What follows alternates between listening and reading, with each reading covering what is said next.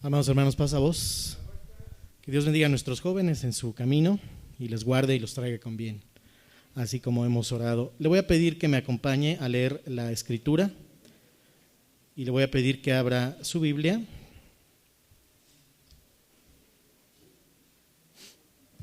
en el Evangelio de Mateo, capítulo 5.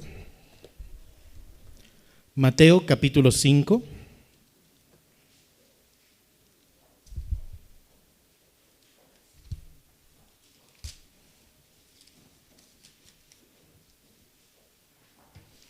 Vamos a leer 3 versículos de este capítulo 5 de Mateo. Verso 14, verso 15 y verso 16. Mateo 5, 14, 15 y 16. Después de que lo leamos, vamos a tomar nuestro lugar. Vamos a leerlo todos juntos, hermanos. ¿Ya lo tienen?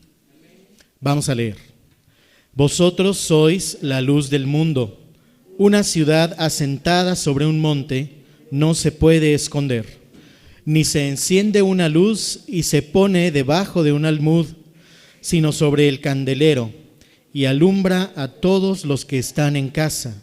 Así alumbre vuestra luz delante de los hombres, para que vean vuestras buenas obras y glorifiquen a vuestro Padre que está en los cielos. Amén.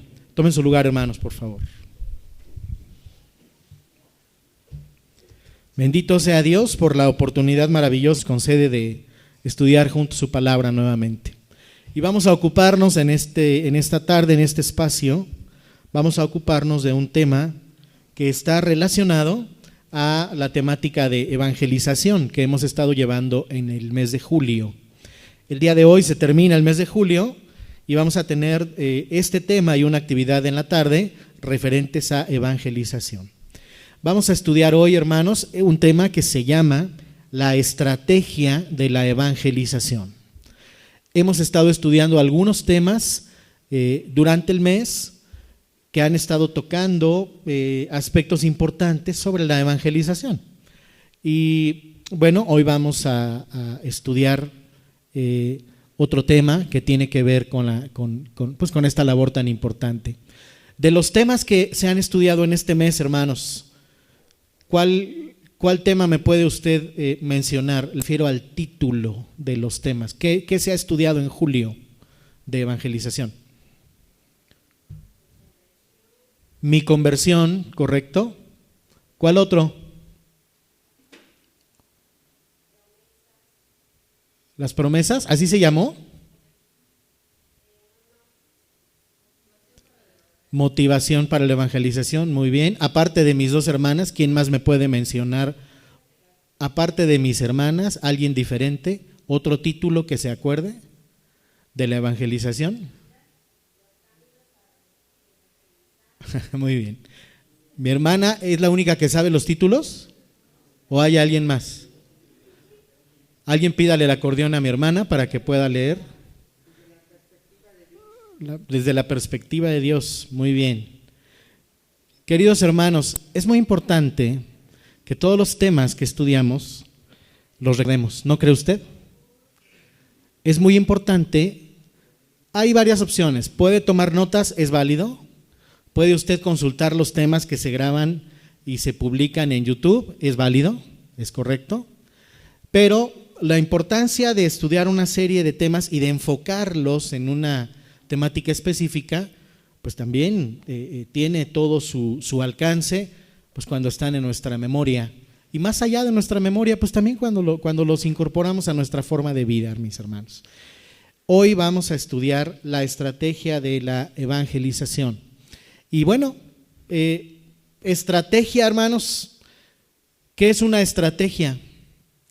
En términos de teorías de administración, yo estoy en un lugar o tengo un estado y quiero llegar a otro lugar o quiero llegar a otro estado, quiero conseguir algo, quiero transformar algo, quiero obtener algo, entonces lo que tengo que definir es una estrategia. Y la estrategia pues es una palabra un poco rimbombante para decir pues que se tiene que definir una forma en la que voy a alcanzar ese cambio de estado, ese ese nuevo horizonte, esa nueva meta, tengo que definir una estrategia para poder alcanzarlo. Tenemos que afrontar una realidad. La Iglesia de Dios Séptimo Día no se caracteriza por ser muy evangelizadora. Y no me refiero en general, me estoy refiriendo a la iglesia que estoy viendo en este momento. Nosotros no somos de una naturaleza muy evangelizadora, hermanos. ¿O sí? A lo mejor alguien sí. Puede ser que alguien lo haga. Si alguien es muy evangelizador o no, créame, no se le nota físicamente. Nosotros aquí podemos decir, el hermano fulano de tal es muy evangelizador, por cómo se ve, por su apariencia, tiene pinta de evangelizador. ¿Se puede hacer eso, hermanos? Muy difícilmente, quizá haya casos en los que sí, pero muy difícilmente. Hoy, hermanos, por ese tema, por esa consideración de que no somos una iglesia que se caracterice por ello, pues tenemos que preocuparnos por los individuos, por cada uno de los elementos que conformamos la iglesia. Y me voy a referir a esta congregación en específico. Cada uno de nosotros, hermanos, no es algo nuevo y no es algo ajeno a su pensamiento, pues debemos compartir la palabra de Dios y debemos tratar de compartir el amor que Dios nos ha dado a todos nosotros, con todos los semejantes, con todos los seres humanos que podamos, hermanos. Esto está claro, ¿no? Esto está muy claro y esto pues es un deber que tenemos, es una tarea encomendada, es una misión, es una obligación, hermanos. ¿Será correcto usar la palabra obligación? Yo creo que es una orden, hermanos, ¿no? Ir por todo el mundo. No dice si quieres y si tienes oportunidad, dinero y tiempo, evangeliza. No, yo no leo así, es ir por todo el mundo y comparte lo que tienes. Predica, comparte, habla, o pues quizá no hables, ¿no? Hoy vamos a ver una estrategia de la evangelización que va más allá de las palabras, hermanos. Y claramente pues es algo que leímos, que acabamos de leer en la lectura de introducción que tuvimos. Mateo 5:14. Estas son palabras de nuestro Señor Jesucristo y las dijo como parte del Sermón del Monte y tienen un impacto en la vida del creyente hasta nuestros tiempos.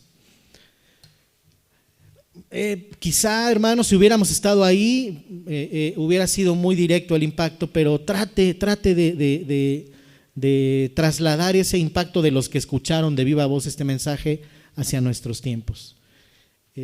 Imagínense que el Señor Jesucristo fuera muy específico y dijera: Iglesia de Belisario Domínguez, vosotros sois la luz del mundo. Vosotros sois la luz del mundo. Qué primera frase, hermanos, de impacto. Vosotros sois la luz del mundo. Una ciudad asentada sobre un monte no se puede esconder, tampoco se puede esconder una luz o una lámpara debajo de un cajón o de un almud. Vosotros sois la luz del mundo. Verso 15. Ni se enciende una luz y se pone debajo de un almud, sino sobre el candelero con un propósito. ¿Para qué se pone la luz ahí, hermanos? Para que alumbre ¿qué? Para que alumbre la casa. Muy bien. Queridos hermanos, el hecho de que este texto diga vosotros, la primera palabra es vosotros, ¿a quién se refiere? Se refiere a nosotros, hermanos. Se refiere a nosotros, no se refiere a los judíos, ni se refiere a los gentiles, se refiere a nosotros. Y dice esta maravillosa pieza de versículo: vosotros sois la luz del mundo. Hermano, usted es la luz del mundo. Imagínese que fuera pues más personal. Elías, tú eres la luz del mundo. ¿Qué se siente? Moisés, tú eres la luz del mundo. ¿Qué se siente, hermanos? Lolita, tú eres la luz del mundo.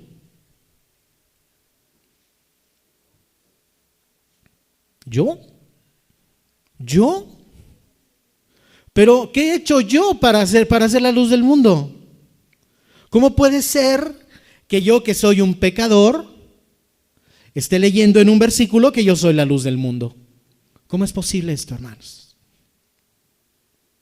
¿No estaremos equivocados y no será para otras personas esto?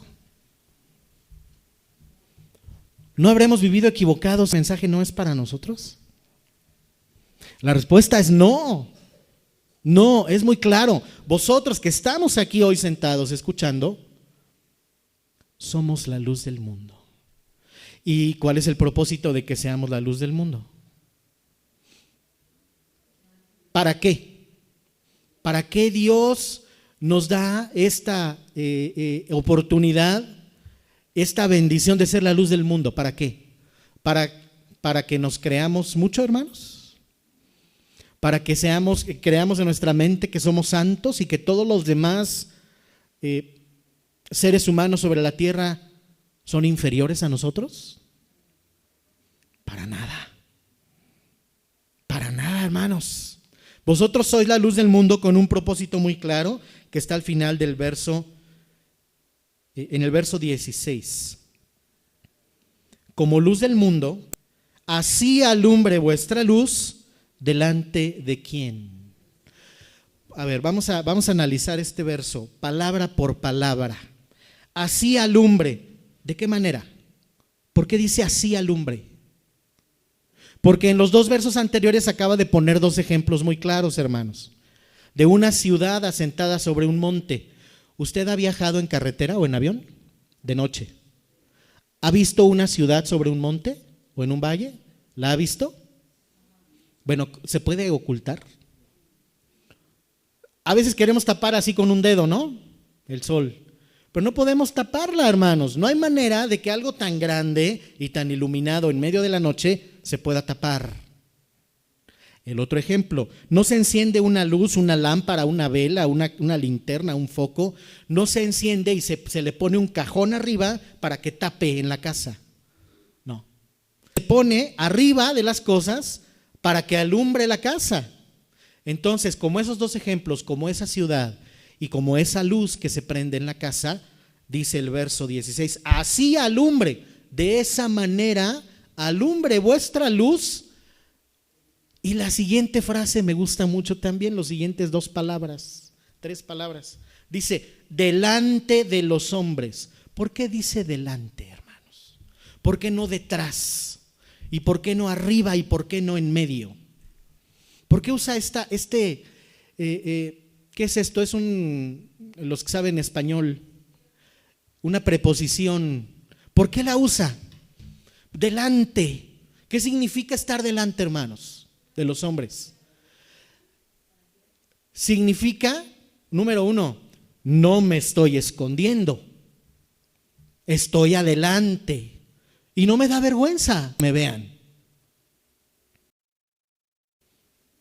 Así alumbre vuestra luz delante. Estoy enfrente, estoy a la vista de todos. Número dos, una luz tiene un propósito. Alumbrar, iluminar, combatir la oscuridad, hermanos, ¿o no? Para eso prendemos las luces, para combatir la oscuridad, para librarnos de la oscuridad.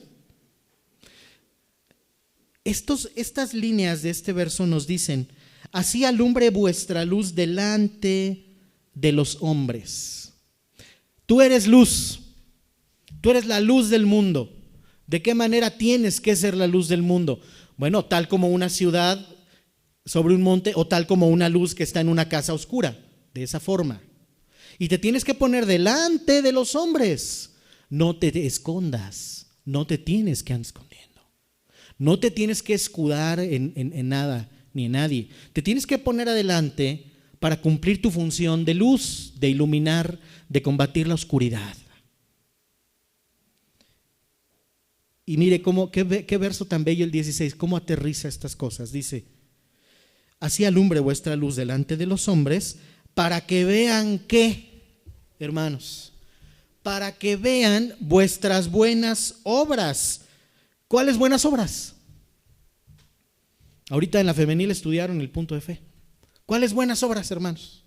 ¿A qué nos referimos con las buenas obras? Para que los hombres vean tus buenas obras, ¿cuáles son? ¿Cuáles son tus buenas obras? Mis buenas obras. Las que Dios ha preparado, las que Dios nos pide, las que Dios nos pone. Es más, también las que Dios nos ayuda para realizar, porque no somos autosuficientes. Vuestras buenas obras. Quiere decir, hermanos, entonces que si yo tomo mi rol de luz del mundo, entonces tengo que estar consciente de mi función. Y para estar consciente de mi función, entonces, tengo que entender que no me debo de esconder y que no me puedo tapar, ni dejar que me escondan otros, ni mucho menos esconderme yo. No me puedo conformar con ser luz para mí solo, ¿me explico? No puedo yo tener esa presunción y ese egoísmo de decir, pues ya soy luz, entonces ya la hice, ya estoy del otro lado.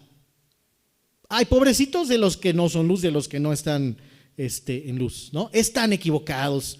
Ay, Dios tenga misericordia de ellos, pero yo ya estoy del otro lado.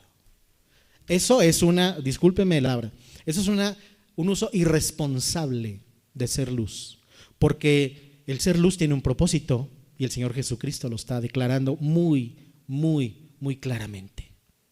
Así alumbre vuestra luz delante de los hombres para que ellos vean vuestras buenas obras. Entonces mi función de luz es que los hombres me vean, es estar delante, pero con el propósito de que ellos vean mis buenas obras. Mis buenas obras en todo el sentido de la palabra. Y no se refiere a la iglesia, hermanos. No, aquí no tiene un sentido exclusivo de la iglesia. No tiene mucho sentido que mis buenas obras solamente las vean los hermanos de la Iglesia de Dios Séptimo Día, Templo David, Colonia Belisario Domínguez. ¿O sí? Porque después, habemos cristianos en general que pensamos que debemos de tener buenas obras dentro de nuestras iglesias y de nuestros templos. Y hacemos bien en pensarlo. Lo malo viene cuando pensamos que solamente dentro de nuestros templos tenemos que hacer buenas obras. Y entonces lamentablemente empezamos con una doble vida. Y en sábado somos unos y termina el sábado, comienza el domingo y nos transformamos, hermanos.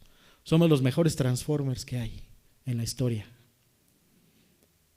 Cuidado. Esto no dice el verso, ¿o sí, hermanos? Este verso no dice eso. Así alumbre vuestra luz delante de los hombres para que vean vuestras buenas obras. Y fíjese la última parte del verso. Como consecuencia de que los hombres vean tus buenas obras, ellos glorifiquen a vuestro Padre que está ¿dónde? Querido hermano, ¿sabe cómo puede usted y cómo puedo yo saber si estamos cumpliendo eficientemente, verdaderamente nuestra función de luz del mundo? Cuando escuchemos o cuando nos enteremos o cuando sepamos que alguien por nuestras buenas obras glorifica el nombre de Dios. ¿Le ha ocurrido? Si la respuesta es sí, bendito sea Dios. Si la respuesta es no, bueno, tampoco se trata de buscar el reconocimiento, tampoco se trata de yo voy a hacer esto para que vean y para que digan y para que mi nombre. No. Puede ser que alguien que lo conoce a usted glorifique el nombre de Dios por algo que usted hizo y usted ni se enteró. Qué bueno. Eso es una bendición. Eso es una bendición. Este es el significado profundo, hermanos, de ser luz del mundo. Y esta es una tarea que usted, ¿qué piensa? Facilita. Hay 2, 3. Compleja. ¿Qué será, hermanos, esta tarea de ser la luz del mundo? Bueno, vamos a pensar un poquito, cada quien analícese en lo individual. De las personas que a usted lo conocen, no me refiero a sus hermanos en la iglesia, todos los hermanos aquí en la iglesia, muy probablemente, la gran mayoría, pues piense bien de usted y vea cosas buenas y positivas en usted. Pero afuera de aquí, ¿qué pasa, hermanos? ¿Cómo lo consideran a usted en su trabajo? ¿Qué fama tiene? ¿Cómo es conocido usted en su trabajo? ¿Cómo lo conocen en la escuela? ¿Cómo lo conocen sus vecinos? ¿Es usted el más dulce y el de mejor carácter con sus vecinos y el que los ayuda en todo lo que puede? ¿O no? Ay, cuidado. Es que usted es la luz del mundo. ¿Y debe ser luz para sus vecinos o no? Pues claro que sí. Y esto, mis queridos hermanos, no tiene que ver y no tengamos este concepto solamente ni para los obreros, ni para el pastor, ni para las directivas. No, hermanos. Esto, ¿a quién le habló el Señor Jesucristo en este momento? ¿Cómo estaba compuesto el auditorio al que se le dijeron estas palabras de primera voz? ¿Todos eran hermanos, todos eran apóstoles aquí? Había 5,000 hombres, más de 5,000 personas en total. Había personas que tenían poquito de haber escuchado las primeras predicaciones de los apóstoles o de Juan el Bautista quizá.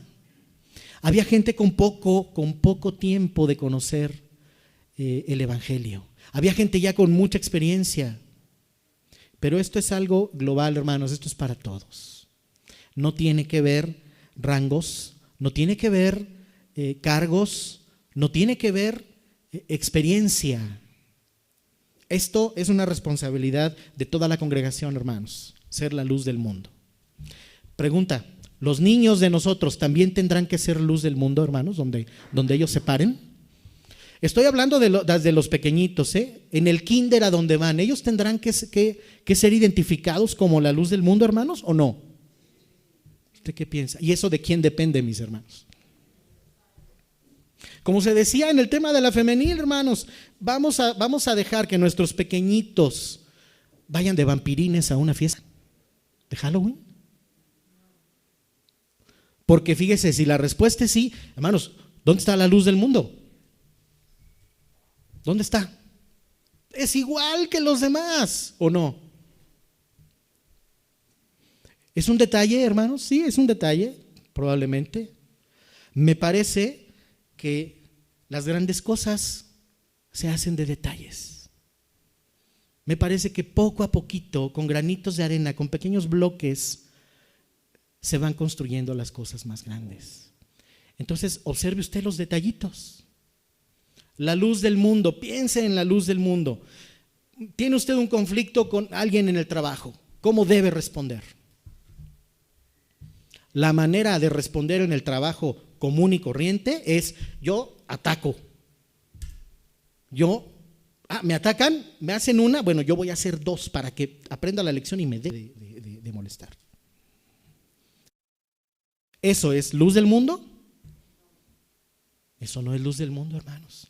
Tampoco, ¿qué se trata? De que todas las que me hagan yo me deje, porque soy la luz del mundo, me dejo. ¿Se trata de eso, hermanos? Tampoco. Somos luz del mundo, hermanos.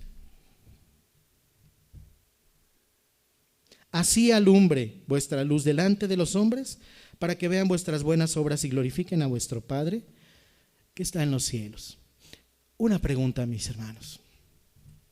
El ser luz del mundo, cuando estamos, la vida, hermanos, es un sube y baja. A lo mejor una rueda de la fortuna.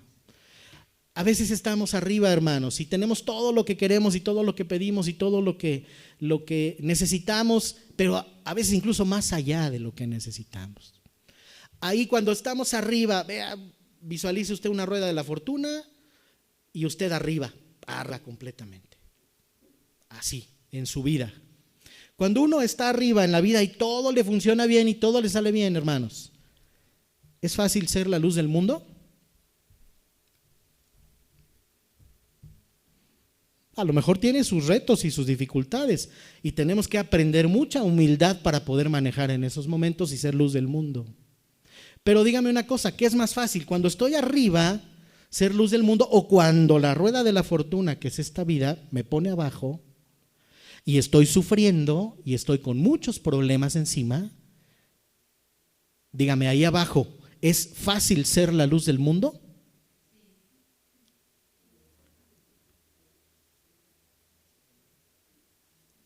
¿A usted le ha tocado estar así abajo? Con una gran cantidad de problemas y de sufrimientos, como hijo de Dios, abajo le ha tocado. De esos momentos en los que le pasa un problema y luego le pasa otro y luego le vuelve a pasar otro y usted ya cree que va a salir y de repente le pasa otra cosa. ¿Ha estado usted ahí abajo? Bueno, dígame una cosa. Esta instrucción de ser la luz del mundo, ¿es para cuando yo estoy hasta arriba o para cuando estoy en medio o para cuando estoy hasta abajo? ¿Para cuándo es? Para los 3 estados, hermano. Para los 3 estados. Vamos a leer una historia bíblica que ilustra todo esto. Y vamos a leer acerca de un hombre que estuvo en estos estados, que estuvo en estos 3 estados y que no dejó de servir a Dios y que no dejó de amar a Dios y que no dejó que las circunstancias lo dominaran. Le pido que me acompañe a leer Génesis 37.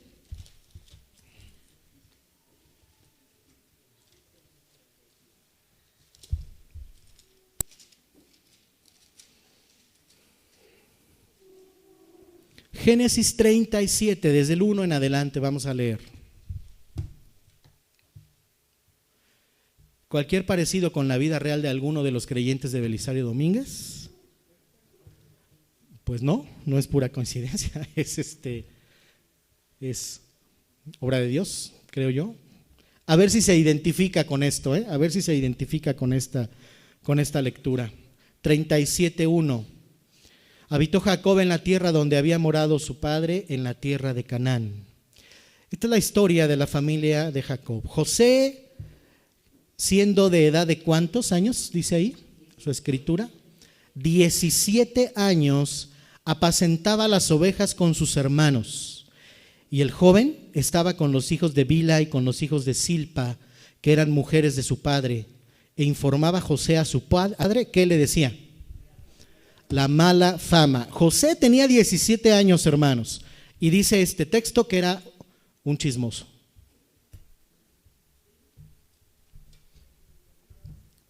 ¿O no, hermanos? ¿Es cierto que en todas las familias grandes siempre hay un chismoso, hermanos? ¿Sí o no? A ver, alce la mano, hermanos. ¿Quién fue el chismoso de su familia? Ya tengo una sincera, muy bien. ¿Quién fue el chismoso? 2 sinceras, gracias, hermanos. 3, bueno, forzada la mano. Hermanos, José tenía 17 años y le contaba a su padre las cosas que hacían mal sus hermanos. Quizá su padre se lo pidió, es posible. Quizá de él nació. El hecho es que le contaba José a su papá toda la mala fama bien ganada que estos pastores, hijos también de Jacob, se hacían. Verso 3, y amaba Israel a José más que a todos sus hijos, porque lo había tenido en su vejez, hermanos. Confiesen, ¿han tenido un hijo consentido, hermanos? ¿Alguno de ustedes fue el hijo consentido? Aquí tenemos un hijo consentido, mire. 2 hijos consentidos, 3 hijos consentidos, 4 hijos consentidos, 5, 6. Puros consentidos tenemos aquí, hermanos. ¿Y qué se siente a los que no fueron consentidos, hermanos? ¿Quién fue no consentido? Aquí ya tengo 2 ejemplos claros, 3, 4, 5, 6. ¿Qué se siente que haya un consentido en la familia? ¿Qué se siente, hermanos? Pues dicen que se siente muy feo, hermanos. Aquí hay una razón. Aquí en la Biblia hay una razón. Dice, amaba Israel a José más que a todos sus hijos porque lo había tenido en su vejez. Los papás que tienen hijos en su vejez, ¿Los quieren más, hermanos? Bueno, vamos a tomar el modelo de los nietos, ¿no? Preguntas difíciles, ¿no? Preguntas difíciles, hermano Toño, ¿qué se quiere más, un hijo o un nieto? No se comparan, son diferentes. Muy bien, ¿todos piensan así? Muy bien, bendito sea Dios. Pero imagínese que tuviera un hijo en su vejez. Usted que me está escuchando, que es ya de edad más grande. Ese fue el caso de José, ¿eh? Este fue el caso de Jacob cuando tuvieron a José. Ya era grande de edad. Entonces dice aquí la escritura, este verso dice: amaba a José más que a todos sus hijos porque lo había tenido en su vejez. Nos da una razón, aquí nos está dando una razón. El hecho es que el mismo versículo dice: y le hizo una túnica de diversos colores. ¿Sabe qué significaba esto en esos tiempos? Hablando del contexto histórico, hermanos, los hombres usaban túnica, era lo normal, desde los pastores hasta la gente noble. Pero los pastores tenían túnicas de colores lo más oscuros posible y de una sola textura. Y lo que importaba era la resistencia al sol. Y lo que importaba era la resistencia al polvo. Estamos hablando de una zona de condiciones extremas, hermanos. Pero a José le hicieron una túnica diferente. En ese momento y en ese momento histórico, mi almanaque personal, mi canal de historia privado con el que me casé, me ha platicado que a los príncipes, a los nobles, a la gente distinguida se les daba una túnica de colores, hermanos. Entre más colores había una distinción más grande. Y todos los hermanos de José tenían túnicas normales de pastores, pero este muchacho de 17 años no. Él tenía una túnica especial, una túnica que era la prueba física, por si faltara, ¿verdad? Era la señal física de que era el consentido de la familia. Y además, pues era chismosín, hermanos. Híjole, qué barbaridad, ¿no? Y le hizo una túnica de colores. Verso 4, y viendo sus hermanos que su padre lo amaba más que a todos sus hermanos, ¿qué tenían por él? ¿Cómo lo apreciaban? Aquí mi Biblia, mi versión dice lo aborrecían. ¿Alguna Biblia dice diferente? Llegaron a odiarlo, hermanos, dice otra versión. Qué feo caso, hermanos. Qué situación tan tremenda. Seguimos leyendo. Por si fuera poco, dice: y viendo sus hermanos que su padre lo amaba más que a todos sus hermanos, le aborrecían y no podían hablarle pacíficamente. ¿Sabe qué significa esto? Pues que siempre discutían, que siempre era un altercado con él, que siempre estaban de pleito con este muchacho. Y verso 5, y soñó José, por si fuera poco, y soñó José un sueño y lo contó a sus hermanos y llegaron a aborrecerle más todavía. Y él les dijo: escuchen todos mi sueño. He aquí que atábamos manojos en medio del campo, y he aquí que mi manojo se levantaba y estaba derechito, y que vuestros manojos estaban alrededor, y sus manojos se inclinaban hacia mi manojo. Qué sueñito, hermanos, ¿no? A ver, era el consentido de la familia. Tenía una señal, una túnica que lo marcaba, y el padre lo quería más que a nadie. Era chismosín.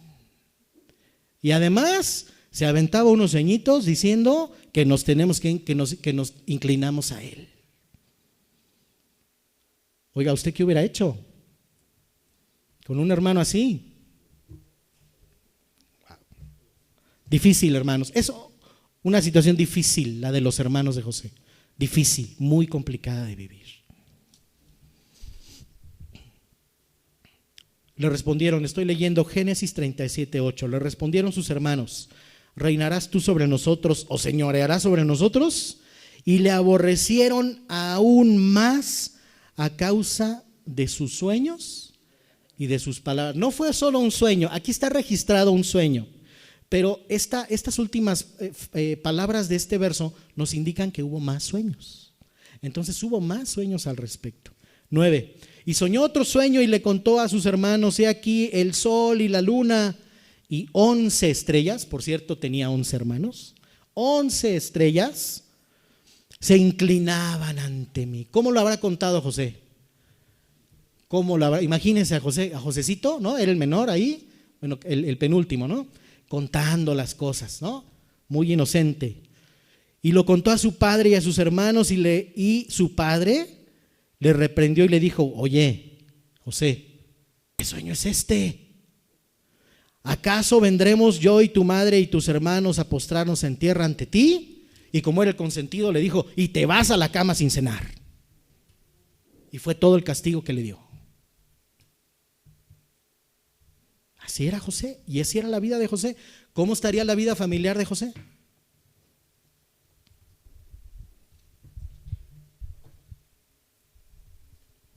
Y sus hermanos le tenían envidia, pero su padre, ¿qué hacía? Ponía mano dura, dice el verso, ¿no? Tomaba acciones para corregir todo, dice el verso. No, hermanos, ¿qué dice el verso?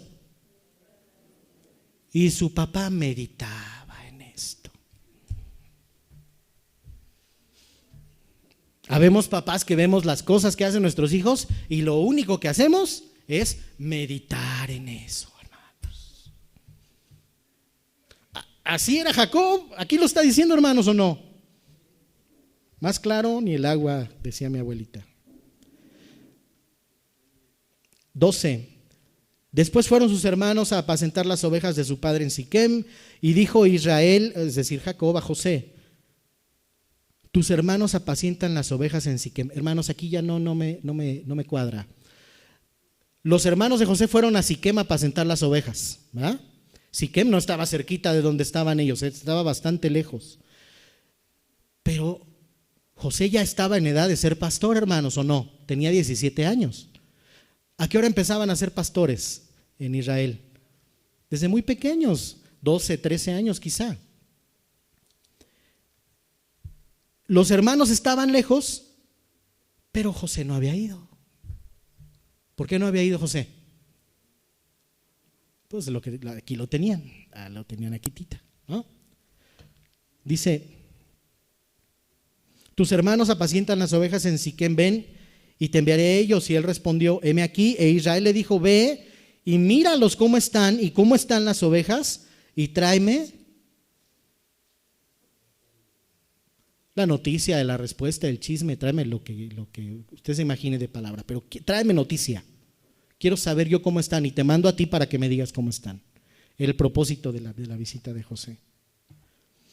Y le envió al valle de Hebrón y llegó a Siquem y halló un hombre andando él errante en el campo y le preguntó: ¿qué buscas? José le respondió: busco a mis hermanos, dime, te ruego que me muestres dónde están. Y el hombre le dijo: ya se fueron, y les he oído decir: vamos todavía más lejos, vamos a Dotán. Entonces José fue tras sus hermanos y los halló en Dotán. Pero desde el momento en el que ellos lo vieron de lejos, supieron que era él. ¿Cómo supieron que era él? Porque la túnica de colores cumplía la función de distinción, hermanos, de distinguir. Además, pues si lo amaban mucho o lo odiaban mucho, pues yo creo que de lejos lo reconocían también, ¿no? Dice la Escritura: cuando ellos lo vieron de lejos, antes de que llegara con ellos, ¿qué hicieron? Dice aquí, esto es muy grave: conspiraron con él para matarlo. Y dijeron el uno al otro: he aquí viene el soñador. Ahora pues venid y matémosle y echémosle una cisterna. Y diremos: alguna mala bestia lo devoró y veremos qué será de sus sueños. Pero cuando Rubén, por cierto, Rubén era el mayor. Rubén como mayor oyó esto y lo libró de sus manos y les dijo: no lo matemos. Y les dijo: no derraméis sangre, echadlo en esta cisterna que está en el desierto y no pongáis mano en él, por librarlo así de sus manos, para hacerlo volver a su padre. Yo creo que Rubén sentía la responsabilidad, ¿no? Se sentía responsable de la vida del menor y consentido. 23. Sucedió pues que cuando llegó José a sus hermanos, de inmediato le quitaron a José la túnica de colores que tenía sobre sí, le tomaron y le echaron en la cisterna, pero la cisterna estaba vacía, no había en ella agua. Pregunta, ¿cómo se sentiría José en este punto de su vida, hermanos? ¿Cómo se sentiría José aquí? Híjole, pero acostumbrado a ser el consentido, hermanos. Acostumbrado también al maltrato y a la envidia de sus hermanos. Pero en este momento, solo, sin la protección del padre, estaba lejos de casa y los hermanos lo echaron a una cisterna. Y él no sabía qué iba a ser de su vida. Tremendo, tremendo momento en la vida de este joven. 24, y le tomaron, le echaron a la cisterna, pero estaba vacía y no había agua. Y se sentaron a comer pan, y alzando los ojos miraron, y aquí una compañía de ismaelitas que venía a Galaad, y sus camellos traerían aroma, bálsamo y mirra, e iban a llevarlo a Egipto. Y entonces Judá le dijo a sus hermanos: ¿qué provecho hay que lo matemos y encubramos su muerte? Vamos a venderle a los ismaelitas y que no sea nuestra mano sobre él, porque él es nuestro hermano, nuestra propia carne. Y sus hermanos convinieron con él. Y entonces, hermanos, lo vendieron. Verso 28, y cuando pasaban los madianitas mercaderes, sacaron a José de la cisterna y le trajeron arriba y le vendieron a los ismaelitas por 20 piezas de plata y llevaron a José a Egipto. Queridos hermanos, ¿cómo se sintió José en este momento? Lo sacaron de la cisterna, Lo sacaron de la cisterna y lo vendieron como esclavo. ¿Cómo se sentiría él? ¿En qué pensaría?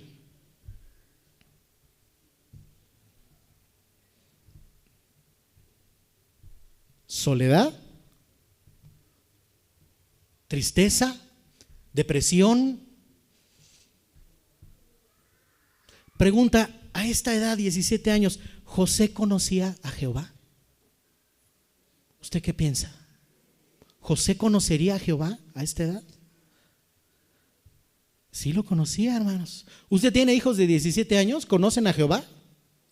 ¿Sus hijos? Bendito sea Dios. Bendito sea Dios. ¿Sabe que eso sirve mucho? Eso sirve mucho y le sirvió a este muchacho de 17 años.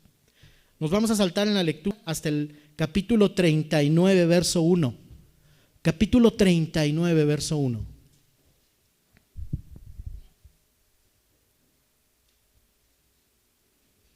39:1 dice la escritura: llevado pues José a Egipto, entonces Potifar, que era oficial de Faraón, capitán de la guardia, varón egipcio, lo compró de los ismaelitas que lo habían llevado allá. Hermanos, ¿Potifar era un hombre pobre o era un hombre rico? Este era capitán de la guardia, hermanos. Todas las culturas, incluyendo a la egipcia, a los ejércitos los trataban muy bien. Bueno, hasta hoy en nuestros días pasa, ¿no? Los países tratan muy bien a su ejército. ¿Por qué? ¿Por qué será? Pues para tenerlos de su lado, hermanos, ¿no? Ya ven, luego pasa lo que Turquía, ¿no? Y otros ejemplos recientes. Entonces los tienen de su lado. Entonces Potifar era un hombre rico, era un hombre que tenía mucho dinero y posesiones, y tenía muchas propiedades y esclavos. Y dice la escritura que cuando José llegó a Egipto, Potifar lo compró. Se hizo de un esclavo. Para él fue algo natural, acostumbrado a hacer esto. Lo compró. Verso 2. Mas Jehová estaba con José. A ver, hermanos, explíquenme esto. Esta frase, mas Jehová estaba con José. Explíqueme, ¿por qué Jehová permitió que lo trataran mejor que a los demás y se generara la envidia de sus hermanos? Explíqueme por qué conspiraron entonces para matarles y Jehová estaba con él.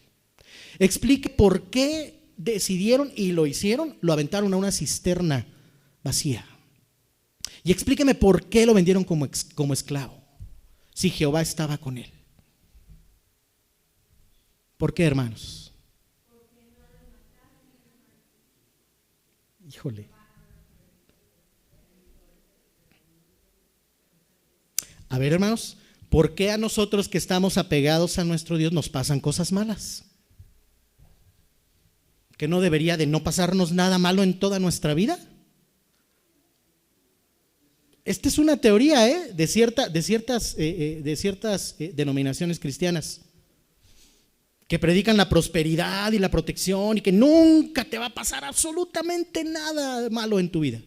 Esto hasta hoy es vigente, este pensamiento, esta forma de pensar. Si Jehová estaba con José, ¿por qué le pasaron cosas malas, hermanos? Claro, Dios lo guardó, es correcto.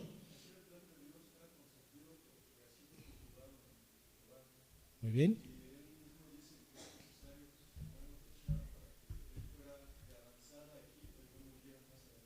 Muy bien, tenía un propósito entonces.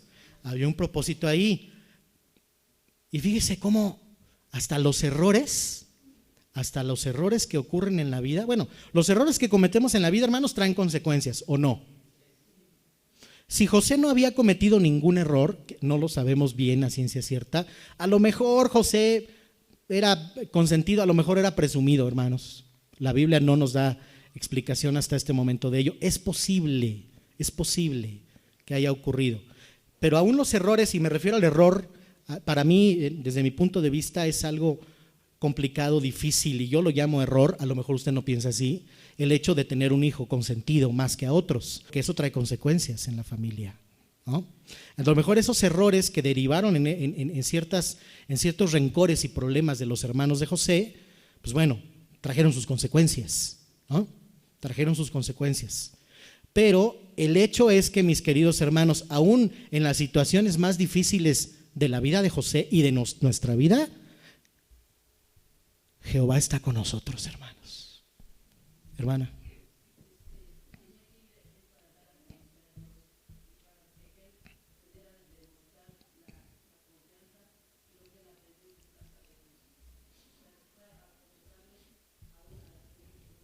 Muy bien. A lo mejor en el plan de Dios estaba que José fuera, pero el hecho de que haya llegado con tanto sufrimiento este muchacho, porque yo creo que sufrió, hermanos, ¿o no?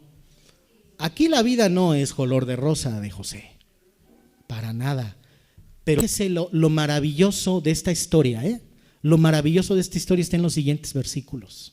Hemos leído todo el antecedente y hemos visto un muchacho de 17 años que, estando en la cima, consentido, con túnica, con todo, ahora lo encontramos abajo, es esclavo, estaba golpeado, fue vendido por sus hermanos, lo cual no creo que haya sido nada bonito. Y mire la reacción. Antes de que le quedemos la reacción, pregunta: ¿usted cuando le va mal cómo reacciona? Si a usted le hubiera pasado la mitad de lo que le ha pasado a José en este momento, ¿usted cómo estaría? Medite en esto, piense en esto. Aún en la condición que tenga usted y que pueda tener yo, tenemos que ser luz del mundo, hermanos, ¿o no? Así lo dijimos. Nuestra estrategia para evangelizar a otros debe ser que realmente vivamos como luz y alumbremos a los hombres. ¿Por luz propia? No, por la luz de Dios. ¿Y cómo reaccionamos cuando nos va mal? A veces, discúlpeme, pero a veces nos alejamos, ¿no? Y a veces renegamos, y a veces nos quejamos, somos cristianos quejumbrosos. A veces nos convertimos en cristianos quejumbrosos y que pensamos que cuando yo esté otra vez arriba en la rueda de la fortuna es cuando entonces voy a pensar en evangelizar a alguien o en ir a la iglesia o en cumplir las cosas de Dios. Vamos a ver qué hizo José, porque ya el tiempo es avanzado. Llevado pues, estoy leyendo Génesis 39:1. Llevado pues José a Egipto, Potifar, oficial de Faraón, capitán de la guardia, varón egipcio, lo compró de los ismaelitas que lo habían llevado allá. Verso 2. Mas Jehová estaba con José y fue varón próspero y estaba en la casa de su amo egipcio. ¿Qué quiere decir este verso, hermanos? Que la bendición de Jehová sobre este muchacho, acuérdense que llegó de 17 años, estaba este muchacho, o cerca de los 17 años cuando estamos hablando de esto, Jehová estaba con él. ¿Qué sería entonces? ¿Que José se había olvidado de Jehová? No, hermanos, para nada. Verso 3: y vio su amo que Jehová estaba con él y que todo lo que él hacía, Jehová lo hacía ¿qué? A ver, hermanos, este verso tiene un impacto muy grande, porque estamos hablando de un hombre egipcio, de un hombre que creía que las cosas habían sido hechas por Ra, ¿o no? Eso creía Potifar, hermanos. Él creía en el dios Sol, y creía en un dios de la muerte, y creía en la diosa de la fertilidad, y creía en todos los dioses que los egipcios y otras culturas han creído. Él tenía su fe depositada en esas cosas, en esos ídolos, en esas imágenes. Si aquí el verso 3 dice que este hombre idólatra vio que Jehová estaba con José, dígame usted una cosa: ¿quién se lo dio a entender? ¿Cómo lo supo? ¿A poco conocía a otros israelitas? ¿Potifar conocía a otros israelitas que le contaron? No, hermanos. ¿A quién conocía? Al único israelita que conocía se llamaba José, y era un muchacho. Bueno, pues este muchacho era la luz del mundo. Era la luz del mundo, José. ¿Por qué? Porque con sus actos, con sus obras, con su forma de ser, con su sabiduría, con su prudencia. Ay, yo creo que Potifar dijo: bueno, este muchacho no es un esclavo común y corriente. Este muchacho es muy diferente a los otros. Es más, yo hasta me imagino, bueno, el nombre de Jehová, ¿cómo lo conocería Potifar? Pues yo creo que tuvo que acercarse a José, ¿no? O él o alguien de sus hombres: oye, a ver, acércate al muchacho. Dile ¿por qué se porta este muchacho diferente? O a lo mejor hasta lo platicó directo: oye, joven, pues tú no eres como los… ¿De dónde eres tú, muchacho? No, pues soy hebreo. Bueno, ¿y tú por qué te comportas así? Y pues muy probablemente José hizo la explicación. José, voy a usar este término, José fue la luz del mundo en que era pues en este momento de la historia, pues uno de los lugares más poderosos de la tierra, Egipto, y con uno de los siervos de Faraón más poderosos. Este muchacho José, a pesar de que le fue mal, de que lo vendieron, de que de que lo odiaban sus hermanos y de que lo quisieron matar, este muchacho no dejó de ser luz del mundo, aún con eso. Dice el verso 4: así halló gracia en sus ojos y le servía. Y él, es decir, se refiere a Potifar, y Potifar le hizo mayordomo de su casa y le entregó en su poder todo lo que tenía. ¿A qué grado? Verso 5: y así que desde cuando le dio el encargo de su casa y todo lo que tenía Jehová bendijo la casa del egipcio a causa de José. Y la bendición de Jehová estaba sobre todo lo que tenía Potifar y sobre toda lo que tenía en su casa y también en el campo. Y dejó todo lo que tenía en mano de José, y con él no se preocupaba de cosa alguna, sino del pan que comía. Y era José además, por si todo esto fuera poco, dice aquí, y era José de hermoso semblante, ¿y qué más? Y de bella presencia. O sea, no solamente físicamente estaba guapo José, sino que además era educado. Era un caballero, hermanos. El concepto no existía en ese momento, pero la conducta sí. Jehová es con él. Y el muchacho, era un joven, se comportaba, hermanos, como verdadera luz del mundo. Y le fue muy mal en su vida, Le fue muy mal en su vida. Y ahorita en este verso que estamos leyendo, otra vez José está en la cima. Bueno, a lo mejor en medio. ¿Usted cree que José no pensaba en su padre y en su madre? ¿Usted cree que no pensaba en sus hermanos? Pues claro, hermanos. Pero mire qué hermosa historia. José no se olvidó de Jehová y por eso Jehová no se olvidó de José.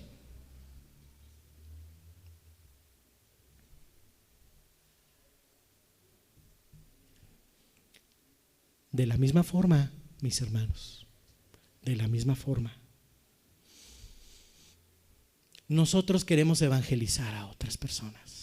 Nosotros queremos que otras personas sepan del amor de Dios.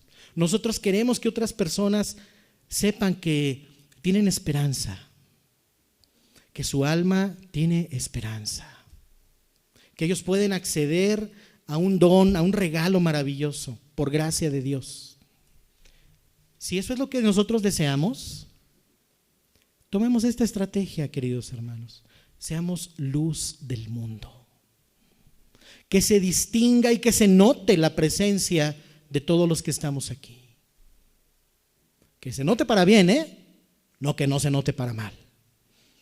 Porque hay quien brilla mucho, pero ¿sabe por qué brilla? Pues lamentablemente por cosas malas. Seamos como José, este ejemplo de este hombre. Ahora, no piense que José, ya de en adelante, pues usted conoce la historia. No es que su vida de José en adelante fuera todo color de rosa, hermanos. Le pasaron más cosas. Pero en las cosas que le pasaron, no estuvo solo. Jehová siguió siendo con este hombre. Y sí, como bien lo decían mis hermanos, tuvo un propósito. Dios utilizó a José para un plan hermoso, para un plan de expansión, de salvación para su pueblo por la terrible hambruna que azotó la región en esos momentos. El mensaje es, la estrategia para evangelizar a otros hermanos tiene que empezar por nosotros mismos. No puede empezar de afuera. Es algo de adentro hacia afuera. Tenemos que tomar conciencia que debemos comportarnos como la luz del mundo. Si comportamos como la luz del mundo, entonces las personas notarán una diferencia. Y ni siquiera tendremos la necesidad de estar buscando nosotros la oportunidad de hablarles. Nos van a preguntar cosas. El día que a usted le pregunten, quiero saber una cosa, quiero saber por qué tú no tienes conflictos con otras personas. Quiero preguntarte por qué no dices groserías. Quiero preguntarte por qué haces oración cuando comes. Quiero saber por qué. En el momento en el que nos empiezan a preguntar eso, mis hermanos, hay que responder, ¿o no? Hay que responder. Oye, ¿por qué hiciste oración? No estaba haciendo oración, me sentí mal, mira, estaba así mareado. No puedo caer en eso.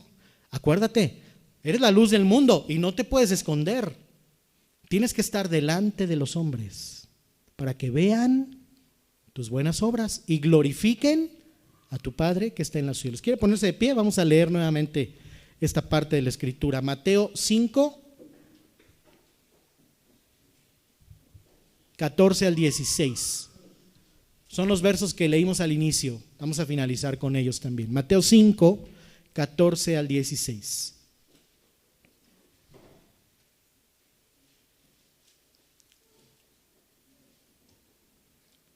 Leamos, hermanos.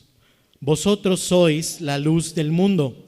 Una ciudad asentada sobre un monte no se puede esconder, ni se enciende una luz y se pone debajo de un almud, sino sobre el candelero, y alumbra están en casa.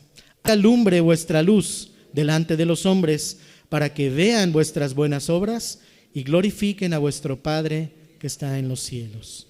Amén. Dios nos bendiga a todos, hermanos.